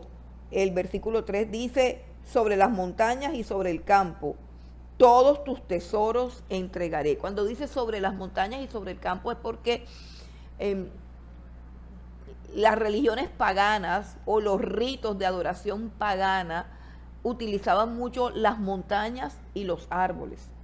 De hecho, las montañas y los árboles todavía son lugares que utilizan los brujos, los santeros y toda esta serie de gente pagana para adorar a sus dioses, para hacer cosas, ¿cierto? Montañas y ¿cómo es que se llama? Y árboles, son lugares que se utilizan para la idolatría. Entonces Dios está hablando de esos lugares y de esas montañas que ellos no solamente pecan cuando están allá, sino que en sus mentes desean estar allá. ¿Y qué les dice? Te quitaré todas las cosas. Versículo 4, perderás la heredad que yo te di y te haré servir a tus enemigos en tierra que no conociste, porque fuego habéis encendido en mi furor, que para siempre arderá. La tierra que Dios les entregó, la tierra de Canaán, que fluye leche y miel, era una tierra que ellos tenían que cuidar y era una tierra de la cual tenían que estar agradecidos porque Dios se las había dado, pero la convirtieron en la base de operaciones de la idolatría y de la falsedad. Vamos a ver todas las cosas que suceden aquí. Vamos a leer desde el 4 hasta el 9. Dice, y perderás la heredad que yo te di. Le está hablando a Judá. Y te haré servir a tus enemigos en tierra que no conociste, porque fuego habéis encendido en mi furor, que para siempre arderá. Así ha dicho Jehová, maldito el varón que confía en el hombre y pone carne por su brazo, y su corazón se aparta de Jehová. Será como la retama en el desierto, y no verá cuando viene el bien, sino que morará en los sequedales, en el desierto, en tierra despoblada y deshabitada. Bendito el varón que confía en Jehová y cuya confianza es Jehová, porque será como el árbol plantado junto a las aguas, que junto a la corriente echará sus raíces y no verá cuando viene el calor, sino que su hoja estará verde, y en el año de sequía no se fatigará ni dejará de dar fruto. Engañoso es el corazón más que todas las cosas y perverso. ¿Quién lo conocerá? Yo Jehová, que escudriño la mente, que pruebo el corazón, para dar a cada uno según su camino, según el fruto de sus obras. Hermanos, el pecado está en el corazón. El pecado está en el corazón. El pecado no son actos externos. El pecado no está en el mundo. La Biblia dice que todos pecamos y hemos sido destituidos de la gloria de Dios. El pecado debe ser tratado en el corazón, porque el corazón del hombre es engañoso. No todo lo que hacemos es de Dios. No todo lo que pensamos es de Dios. Tenemos que tener mucho cuidado con creernos santos, con creernos buenos, con olvidarnos que nosotros mismos no tenemos la capacidad de examinar nuestro corazón, que el único que puede escudriñar el corazón es Dios. Por eso el salmista dice, escudriñame Dios, y mira si dentro de mí hay algún camino de perversidad. Esa debe ser una tarea diaria. La idolatría es sutil, porque recuerden que la idolatría es tener dioses ajenos delante de Jehová. O sea, que en la idolatría nosotros adoramos al Dios verdadero, pero también adoramos otra cosa. ¿Y cómo saber si eso se está dando? Si el corazón es engañoso, si el corazón es perverso. Dios sabe escudriñar el corazón. Dios sabe redarguirnos de pecado. Tenemos siempre que estar pidiéndole a Dios que nos ayude, que nos ilumine y que nos muestre. Ahora, ¿cuál es el pecado de Israel? Mire lo que dice, además de la idolatría, de los muñecos y de todo eso. ¿Por qué era? Yo les expliqué que es que la adoración de esos dioses para ellos les aseguraba la prosperidad, les aseguraba la lluvia, les aseguraba la fertilidad de la tierra. Eran avaros. Y dice Dios en el versículo 11, como la perdiz que cubre lo que no puso, es el que injustamente amontona riquezas, en la mitad de sus días las dejará y en su postrimería será insensato. La perdiz es un ave parecida como a la gallina, en el sentido de que no vuela mucho, es muy perezosa para volar y le gusta más como que corretear, y tiene la costumbre de empollar huevos de otras aves y finalmente pues pierde todas las crías y pierde todo lo que hace. Y está diciendo que así son las personas que les gusta amontonar riquezas ajenas, amontonar riquezas de manera deshonesta. Así que había corrupción y todo tenía que ver con la avaricia. Bueno, ese es el pecado. Ahora tenemos también otra intervención de Jeremías en el versículo 14. En el versículo 14, estos capítulos están formados por el anuncio de castigo, es decir, Jeremías recibe la palabra de Dios, Jeremías recibe la visión de Dios, recibe el anuncio del castigo para Judá. Jeremías lo predica, pero luego Jeremías comienza a ser perseguido y entra nuevamente en una crisis, entra nuevamente en una depresión. Versículo 14, Jeremías ahora comprende que espiritualmente está afectado, comprende que hay enojo, que hay rabia, que hay ira, que hay decepción, comprende que hay desánimo, comprende que hay cansancio, comprende que hay frustración. Jeremías comprende todo eso. Y miren cómo le habla Jeremías al Señor. Versículo 14 dice, sáname, oh Jehová, y seré sano. Sálvame y seré salvo, porque tú eres mi alabanza. He aquí que ellos me dicen, ¿dónde está la palabra de Jehová? Que se cumpla ahora. Miren la crisis de Jeremías. El pueblo de Judá se le acercaba y le decía, ¿tú qué haces predicando todo eso? Si nada de lo que tú predicas se ha cumplido. Si eso es verdad, ¿por qué no se cumple? ¿Dónde está la palabra de Dios? Haz que se cumpla. Se burlaban de él, lo retaban. Pero hay algo importante, y es que Jeremías está predicando eso por mandato de Dios, pero no porque él desee con su corazón que toda esa destrucción venga sobre su pueblo. Él no está predicando para destruir al pueblo, él está predicando con la esperanza de que el pueblo se arrepienta para que no venga esa destrucción. Pero ¿qué sucede? Que el pueblo lo reta con arrogancia, con altivez y le dice, ajá, que se cumpla. Y mire lo que dice Jeremías. Mas yo, versículo 16, mas yo no he ido en pos de ti para incitarte a su castigo, ni desee día de calamidad, tú lo sabes. Lo que de mi boca ha salido fue en tu presencia. No me seas tú por espanto, pues mi refugio eres tú en el día malo. Avergüéncense los que me persiguen y no me avergüence yo. Asómbrense ellos y yo no me asombre. Trae sobre ellos día malo y quebrántalos con doble quebrantamiento. Jeremías nunca le pidió a Dios, bueno Dios, si tú estás anunciando un castigo, castígalos. si tú dices que van a ser destruidos, que venga la destrucción para que sepan que hay un profeta. Jeremías no tenía ese espíritu, que sí lo tenía el profeta Jonás. Recordemos al profeta Jonás. El profeta Jonás fue y predicó: de aquí a 40 días Nínive será destruida, pero Nínive se arrepintió. Y al profeta Jonás le dio rabia, le dio enojo, le dio ira, que Nínive se hubiese arrepentido y que el anuncio del castigo no se hubiese llevado a cabo. Y el profeta Jonás sale de la ciudad bravo, enojado con Dios por estas cosas. Jeremías no tenía ese sentir. Jeremías era un intercesor.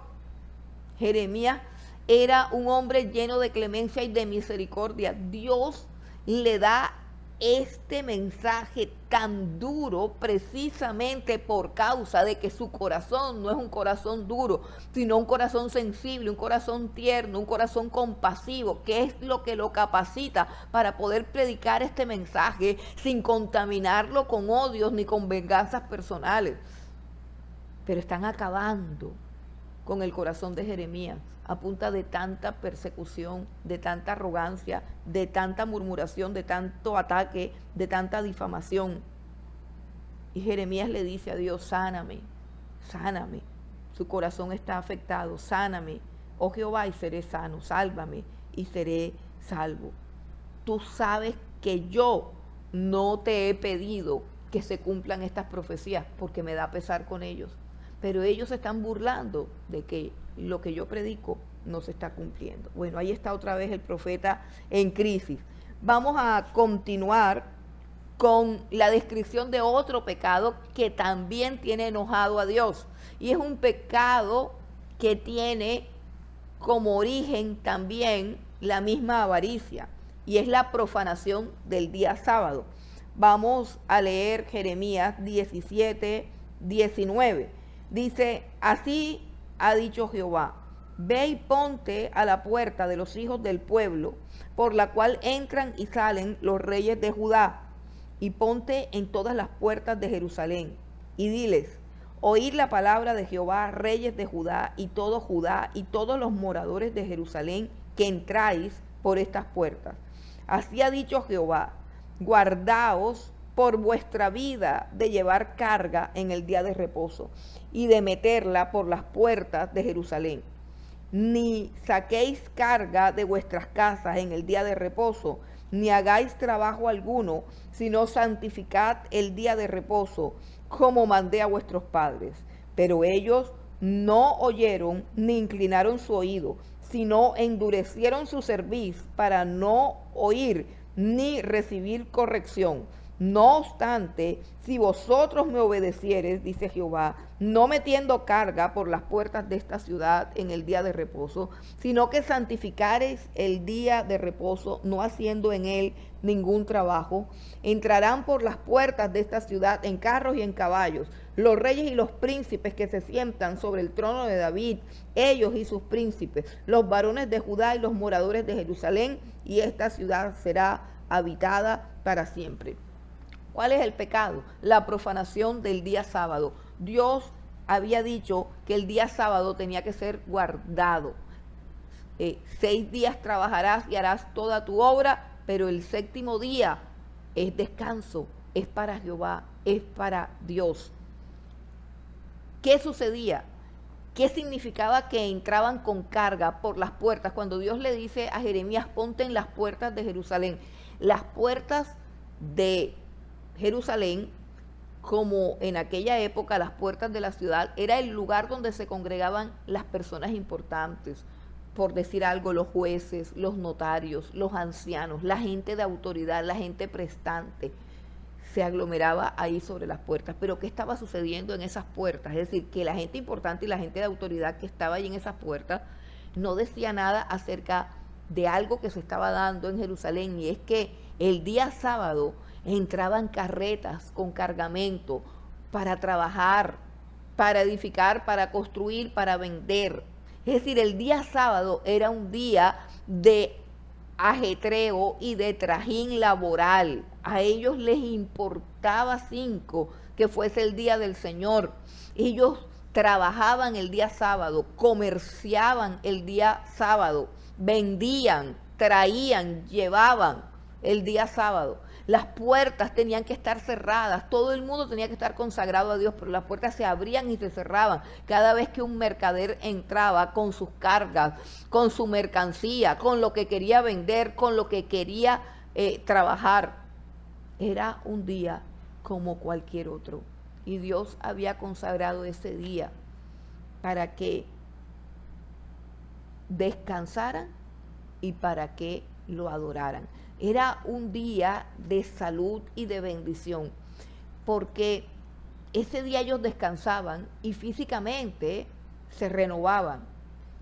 Y ese día ellos adoraban y espiritualmente también se fortalecían. Era un día que Dios había creado por su bien y Dios había prometido que ese día los sustentaría. Es decir, que ese día no había que producir nada. Es más, cuando ellos vienen en el desierto, que se están alimentando del maná del cielo y que Dios ha determinado que ellos deben salir a recoger el maná y lo deben procesar, Dios les dice que el séptimo día no pueden salir, que el sexto día recojan porción doble, pero el séptimo día tienen que descansar. ¿Y qué significa eso? Significa que Dios nos va a sustentar si trabajamos 6 días a la semana y que el séptimo día es sagrado para Él. Ahora nosotros sabemos que para nosotros la iglesia, porque ese fue un decreto para Israel, pero para nosotros la iglesia, el día que Dios nos dio para descansar es el primer día de la semana, es decir, el domingo, que es el día de la resurrección. Y la iglesia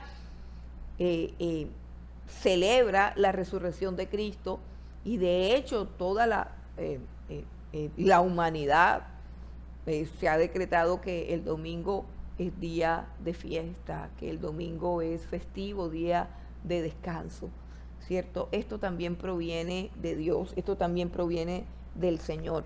Pero ¿qué sucedía con los que entraban a comercializar sus cargas, a traer, a llevar, a entrar? Que ellos no confiaban en el sustento de Dios, que ellos no confiaban en la provisión divina. Cuando yo no obedezco a Dios es porque no le creo ni confío en Dios. Cuando una persona trabaja el domingo es porque cree que Dios no lo puede sustentar si deja de trabajar el domingo. O sea que es un asunto de avaricia y es un asunto de incredulidad y es un asunto de rebelión. Avaricia porque con este trabajo lo que requieren es más dinero. Es un asunto de incredulidad porque desconfían de que Dios pueda bendecir a la persona que le es fiel, descansando el día que Él ordena descansar. Y es un asunto de rebelión porque hay un mandamiento que ellos están violando y es el mandamiento del día de reposo. Este era uno de los tantos pecados que tenían a Dios indignado. El pecado de profanar el día de reposo. Vamos entonces al capítulo 18 y 19, tiene 2 señales proféticas. Era costumbre de la época, costumbre cultural, es parte como de la cultura hebrea, poner ejemplos y poner señales. Los profetas no solamente profetizaban con el discurso hablado, sino que también profetizaban con señales. Les pongo un ejemplo, cuando veamos Ezequiel, que yo no sé cuándo lo vamos a ver, cuando veamos Ezequiel, que Ezequiel también es un profeta preexílico, es decir, que profetizó momentos antes del exilio. Ezequiel, Dios le mandaba a hacer cosas, por ejemplo, le mandó a hacer algo de coger un ladrillo y colocarle como unas cuerdas, dando a entender que los muros de Jerusalén iban a ser derribados con unos arietes. Y él hacía como un trabajo manual, como una maqueta, y lo colocaba en la mitad para que la gente le preguntara qué es ese ladrillo y qué es eso. Y él tenía que que empezar a través del ladrillo a profetizar y a decir, el ladrillo son los muros de Jerusalén y estos arietes, estas cuerdas son los arietes que van a colocar los babilonios para destruir nuestro muro y nuestra nación porque ustedes han pecado contra Dios. Bueno, todo eso. Bueno, entonces la forma como el profeta predicaba no implicaba solamente la predicación ni la oratoria, sino que implicaba más señales proféticas. Entonces aquí tenemos dos señales proféticas. La primera es una visita que hace Jeremías por orden de Dios a la casa del alfarero. Vamos al capítulo 18. Dice, palabra de Jehová que vino a Jeremías diciendo, levántate y vete a casa del alfarero, y allí te haré oír mis palabras. Y descendí a casa del alfarero, y he aquí que él trabajaba sobre la rueda. Y la vasija de barro que él hacía se echó a perder en su mano, y volvió y la hizo otra vasija, según le pareció mejor hacerla. Entonces vino a mí palabra de Jehová diciendo, ¿no podré yo hacer de vosotros como este alfarero, oh casa de Israel? Dice Jehová, he aquí que como el barro en la mano del alfarero, así sois vosotros en mi mano, oh casa de Israel. En un instante hablaré contra pueblos y contra reinos para arrancar y derribar y destruir. La señal de la casa del alfarero muestra un principio espiritual muy grande, y es que Dios hace como quiere y nosotros somos barro en sus manos. Él es el alfarero, nosotros somos barro en sus manos. El alfarero no puede decirle, el barro no le puede decir al alfarero, ay, ¿por qué me vas a hacer así? Yo no quiero que me hagas así. No, es una relación que está tipificada aquí en el orden divino. Pero Dios se está refiriendo específicamente a Israel, que es un pueblo traidor, que es un pueblo corrompido, y Dios está diciendo, les voy a hacer como hizo este alfarero. Los voy a deshacer por completo y los voy a hacer de nuevo, a mi parecer. Una transformación. Ese es el carácter de las disciplinas de Dios. Las disciplinas de Dios vienen a nuestras vidas porque Dios quiere que seamos transformados. Siempre que estemos pasando por un proceso doloroso de pérdida, un proceso doloroso donde parece que todo se derrumba en nuestra vida y en nuestro mundo, debemos confiar. Estamos en manos del alfarero. Y duele mucho ese proceso, pero al final Dios quiere hacernos mejores personas. De esta manera Dios anuncia el juicio, y esto contiene no solamente un carácter de juicio, sino que también contiene algo de esperanza, porque Dios está diciendo, no podré hacer yo lo mismo con la casa de Israel, no podré destruirlos para luego volverlos a hacer como a mí me parece que deben ser, ¿cierto? Entonces, hay una parte dura, pero también hay una parte de esperanza, hay una parte de misericordia. Bueno, y resulta que Jeremías fue a la casa del alfarero, vio todas estas cosas, y en el versículo 11, Dios lo manda a que hable al pueblo nuevamente, vuelve y predica. Versículo 11, capítulo 18, dice, ahora pues, habla luego a todo hombre de Judá y a los moradores de Jerusalén, diciendo, así ha dicho Jehová, he aquí que yo dispongo mal contra vosotros y trazo contra vosotros designios. Conviértanse ahora cada uno de su mal camino y mejore sus caminos y sus obras. Y dijeron, es en vano, porque en pos de nuestros ídolos iremos y haremos cada uno el pensamiento de nuestro malvado corazón. Por tanto, así dijo Jehová, preguntad ahora a las naciones, ¿quién ha oído cosa semejante? Gran fealdad ha hecho la Virgen de Israel. Faltará la nieve del Líbano, de la piedra del campo. Faltarán las aguas frías que corren de lejanas tierras, porque mi pueblo me ha olvidado, incensando a lo que es vanidad, y han tropezado en sus caminos, en las sendas antiguas. para que camine por sendas y no por camino transitado. Bueno, ahí predica Jeremías conforme a lo que vio de la señal del alfarero, predica la destrucción, predica el juicio, ¿cierto? Pero ahora en el mismo capítulo 18 nos encontramos con una nueva conspiración contra Jeremías, versículo 18 al 23. Y dijeron, otra conspiración, y dijeron, recuerden que habían intentado matarlo. Dios protegió a Jeremías y lo libró de la muerte. El intento de matarlo falló. Jeremías sufrió en su corazón, le dolió, pero finalmente en la presencia de Dios fue restaurado. Ahora viene otro plan. Como no lo han podido matar, versículo 18, y dijeron, venid y maquinemos contra Jeremías, porque la ley no faltará al sacerdote, ni el consejo al sabio, ni la palabra al profeta. Venid e irámoslo de lengua, y no atendamos a ninguna de sus palabras. ¿Qué significa eso? En otras palabras, ellos están diciendo, profetas es lo que hay, sacerdotes es lo que hay, predicadores es lo que hay. Vamos a deshacernos de Jeremías. ¿Y cómo vamos a deshacernos de Jeremías? Hiriéndolo de lengua. ¿Qué significa hiriéndolo de lengua? Acusándolo, calumniándolo, difamándolo. Hicieron una acusación falsa contra Jeremías. Miren qué tremendo cómo se parece Jeremías al Señor Jesucristo y cómo se cumple en Jeremías lo que Jesús nos advirtió, lo que Jesús le advirtió a sus discípulos. La copa que el Padre me ha dado de beber, ¿no la beberán ustedes también? Jesús le dijo a sus discípulos que ellos transitarían también por los mismos caminos de dolor, de sufrimiento, de humillación, de persecución por los cuales Él transitó.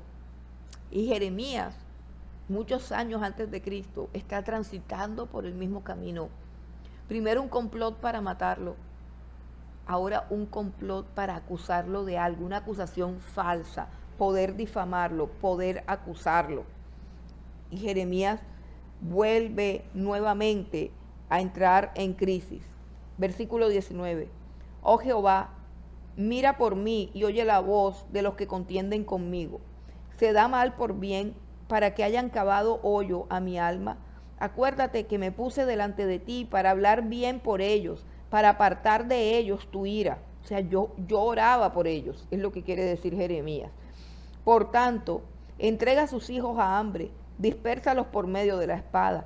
Queden sus mujeres sin hijos y viudas, y sus maridos sean puestos a muerte, y sus jóvenes heridos a espada en la guerra. Óigase clamor en sus casas, cuando traiga sobre ellos ejército de repente, porque cavaron hoyo para prenderme, y a mis pies han escondido lazos. Pero tú, oh Jehová, conoces todo su consejo contra mí para muerte. No perdones su maldad, ni borres su pecado de delante de tu rostro, y tropiecen delante de ti. Haz así con ellos en el tiempo de tu enojo. Bueno, cada vez que Jeremías predicaba, inventaban una manera para neutralizarlo.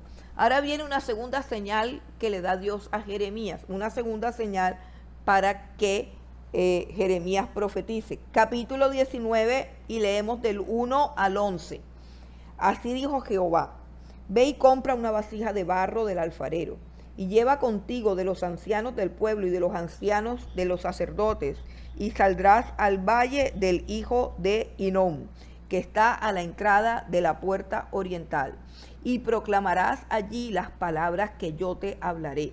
Dirás pues, oíd palabra de Jehová, oh reyes de Judá y moradores de Jerusalén.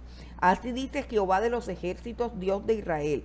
He aquí que yo traigo mal sobre este lugar, tal que a todo el que lo oyere le retiñan los oídos, porque me dejaron y enajenaron este lugar y ofrecieron en él incienso a dioses ajenos, los cuales no habían conocido ellos, ni sus padres, ni los reyes de Judá, y llenaron este lugar de sangre de inocentes.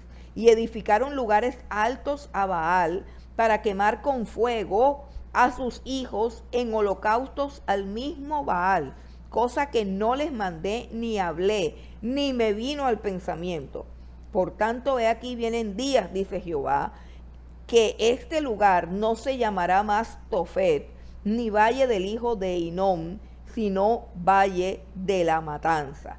Y desvaneceré el consejo de Judá y de Jerusalén en este lugar, y les haré caer a espada delante de sus enemigos, y en las manos de los que buscan sus vidas, y daré sus cuerpos para comida a las aves del cielo y a las bestias de la tierra. Pondré a esta ciudad por espanto y burla. Todo aquel que pasare por ella se asombrará y se burlará sobre toda su destrucción. Y les haré comer la carne de sus hijos y la carne de sus hijas, y cada uno comerá la carne de su amigo en el asedio y en el apuro con que los estrecharán sus enemigos y los que buscan sus vidas. Entonces quebrarás la vasija ante los ojos de los varones que van contigo, y les dirás: así ha dicho Jehová de los ejércitos, así quebrantaré a este pueblo y a esta ciudad, como quien quiebra una vasija de barro, que no se puede restaurar más, y en Tofet se enterrarán, porque no habrá otro lugar para enterrar.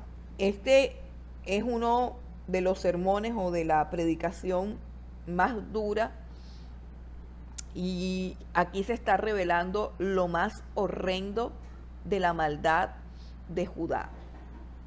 ¿En qué lugar? Dios le dice el lugar a donde tiene que ir con la vasija de barro. Dios le dice a Jeremías: vete a este lugar. ¿Cuál es ese lugar? El valle de Hinnom. En el valle de Hinnom hay un pozo, como una cavidad, un pozo llamado pozo de fuego, que eso es lo que significa Tofet. La palabra Tofet significa pozo de fuego o pira funeraria. En otras palabras, en el valle de Hinnom había un pozo, pero no de agua, sino como una cavidad, como un horno, vamos a decirlo así mejor, como un horno, donde ellos quemaban a sus hijos pequeños, a sus hijos recién nacidos, los quemaban para ofrecérselos a Baal. Hasta allá había llegado la depravación de los habitantes de Judá. Esto es tremendo. Y Dios llama a Jeremías y le dice: yo quiero que vayas allá, a ese lugar que ellos han contaminado. Dios dice enajenado, o sea, es la tierra que yo les di, y la profanaron, la contaminaron. Allí adoraron a ese Baal y llegaron al punto de ofrecerle a sus hijos, quemándolos vivos, a ese Dios falso. Esto es tremendo, esto es tremendo. Y por eso es que el juicio de Dios es tan duro. Por eso es que Dios les dice: allí mismo comerán la carne de sus hijos, o sea, del hambre. Eso se cumplió en Lamentaciones, que terminaron comiéndose a sus hijos, terminaron comiendo carne humana, del hambre y de la miseria que experimentaron. Este es un terrible juicio, pero también es un terrible pecado que se está cometiendo en Israel. Llegaron tan bajos, llegaron a ser tan depravados, que hasta sus hijos pequeños los sacrificaban. Y bueno, vamos a terminar con el capítulo 20, que narra las consecuencias de ese mensaje, de esa predicación. Recuerden que Dios le dijo a Jeremías: ve con los ancianos y con los sacerdotes y ves al valle del hijo de Hinnom, allí donde estaba la pira esa donde quemaban a los bebés a Baal. Y allí fue donde él predicó este mensaje de juicio, y donde él de manera simbólica tira la vasija de barro y la quiebra delante de todos. De esa manera profetiza, o sea, ilustrando su predicación de esa manera. Pero recuerden que hay un complot, y el complot tenía que ver con acusar a Jeremías de algo. Y como al parecer lo acusaron de algo, no se sabe exactamente de qué, pues de cualquier cosa que lo hayan acusado fue una acusación falsa, resulta que Jeremías lo pusieron preso por un día. Vamos a mirar el capítulo 20. El sacerdote Pasur, hijo de Imer, que presidía como príncipe en la casa de Jehová, oyó a Jeremías que profetizaba estas palabras, y azotó Pasur al profeta Jeremías y lo puso en el cepo. Es decir, el cepo es una estructura de madera que agarra los brazos y el cuello, inmoviliza a Jeremías y lo puso en el cepo.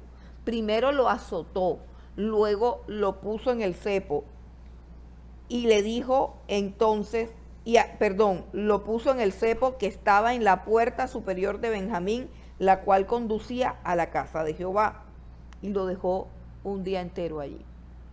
Jeremías se quedó allí en el cepo un día entero preso, un día entero inmovilizado.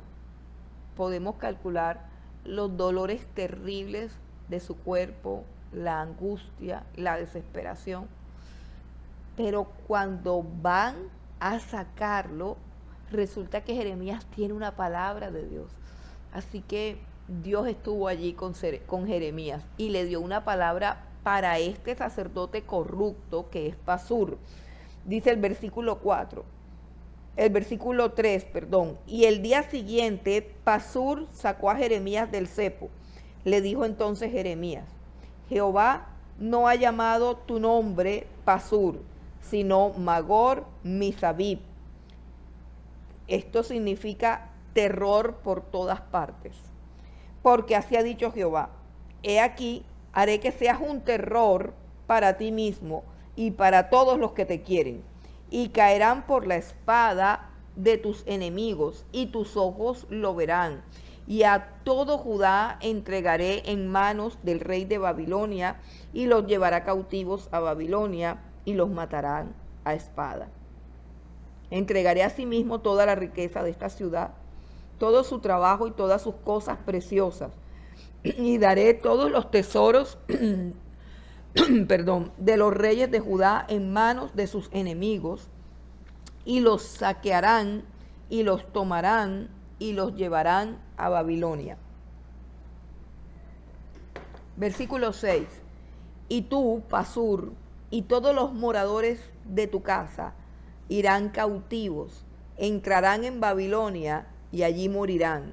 Y allí serás enterrado tú y todos los que bien te quieren, a los cuales has profetizado con mentira. A los cuales has profetizado con mentira. El sacerdote Pasur es un sacerdote falso, es un ministro de la prosperidad, es un ministro de engaño, y él aborrece a Jeremías, se lo lleva preso un día de manera ilícita, de manera ilegal, abusa de él, pero Dios en boca de Jeremías coloca un juicio que se cumplió exactamente.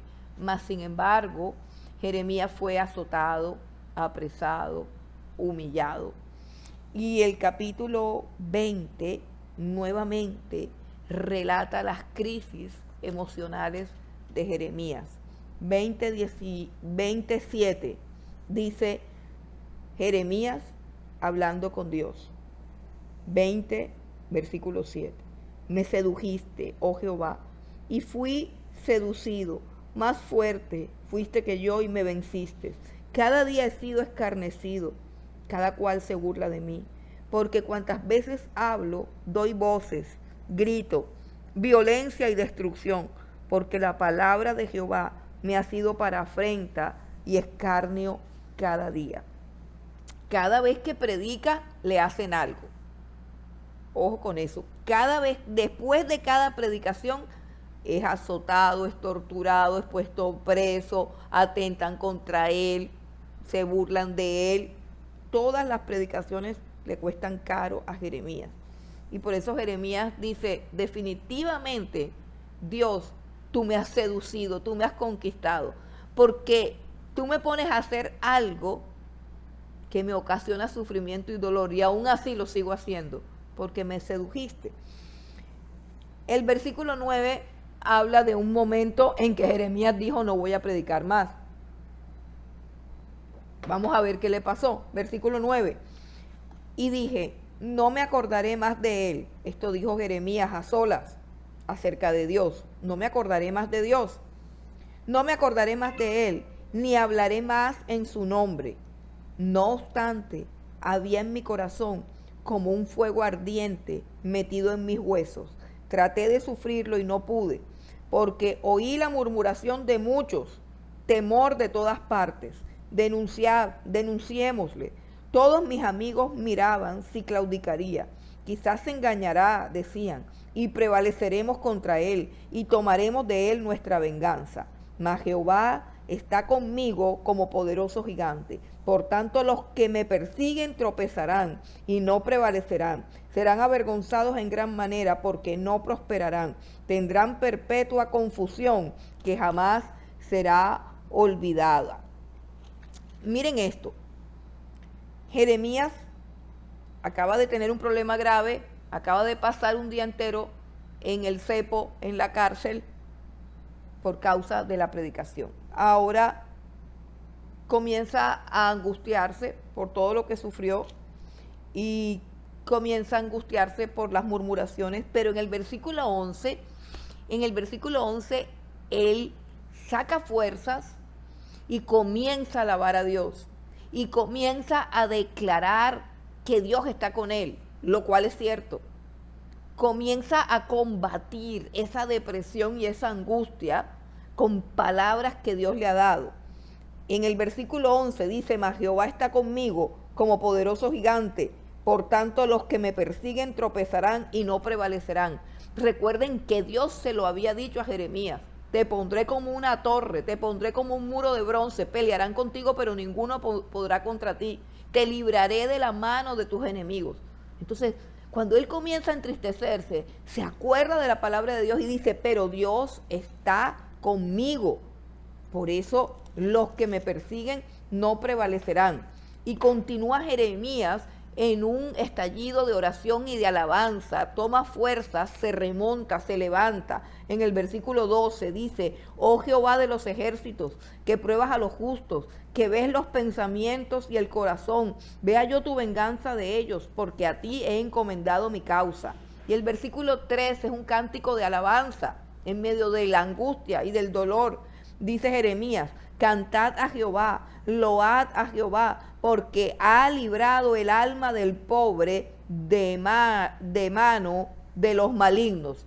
Ese es un momento en que su espíritu se remonta y alaba a Dios y glorifica a Dios y reconoce que Dios está con él y declara que no puede ser vencido por sus enemigos. Pero inmediatamente en el versículo 14, Jeremías vuelve a hundirse en la depresión y declara lo siguiente, maldito el día en que nací. El día en que mi madre me dio a luz no sea bendito. Maldito el hombre que dio nuevas a mi padre diciendo, hijo varón te ha nacido, haciéndole alegrarse así mucho. Y sea el tal hombre como las ciudades que asoló Jehová, y no se arrepintió. Oiga gritos de mañana y voces a mediodía. ¿Por qué no me mató en el vientre y mi madre me hubiera sido mi sepulcro y su vientre embarazado para siempre? ¿Por qué salí del vientre para ver trabajo y dolor y que mis días se gastasen en afrenta? Si ve lo que sucede con el profeta Jeremías, hay unos momentos en los que él declara su victoria recordando las palabras de Dios, no te podrán vencer, yo estoy contigo para librarte. Y cuando él se acordaba de esas cosas, él se remontaba, él se fortalecía y él declaraba que estaba en la presencia de Dios y comenzaban a salir cánticos de alabanza de su boca. Pero cuando se concentraba en su dolor, en su sufrimiento, en la maldad de las personas que estaban a su alrededor, entonces comenzaba a quejarse y decía esas cosas como maldito el día en que nací, maldito el hombre que le anunció a mi padre que había nacido un varón, me debí quedar en el vientre, no debí nacer, todos los días de mi vida son tristeza y son dolor. Bueno, hermanos, esta es la crisis del profeta, esa es la angustia de Jeremías, por eso le llaman el profeta llorón, pero es que le tocó bastante duro y bastante difícil, pero pudo prevalecer, pudo permanecer. Y nos enseña Jeremías que nosotros tenemos que aferrarnos a las promesas de Dios. Tenemos una Biblia entera llena de promesas, promesas de fortaleza, promesas de consolación, promesas de sanidad, promesas de liberación, promesas de restauración, promesas de provisión, promesas de bendición, promesas de tierno cuidado, de protección divina. Todas estas promesas tienen que ser contempladas por nosotros, tienen que ser aprendidas, memorizadas. En ellas tenemos que meditar cada vez que estemos atravesando por una crisis. Recordemos lo que Dios le dice a Jeremías: si te convirtieres. Y eso se lo dice a un hombre que está en sufrimiento. A menudo nosotros queremos, cuando estamos sufriendo, que nos consientan y que nos pechichen. Pero Dios lo que dice en su palabra es que no debemos sentir autocompasión, que no debemos quejarnos cualquiera que sea nuestra circunstancia, porque Él ha prometido que nos fortalecerá, que nos defenderá y que nos librará. Que ninguna arma forjada contra nosotros prosperará. Que si Él está con nosotros, ¿quién contra nosotros?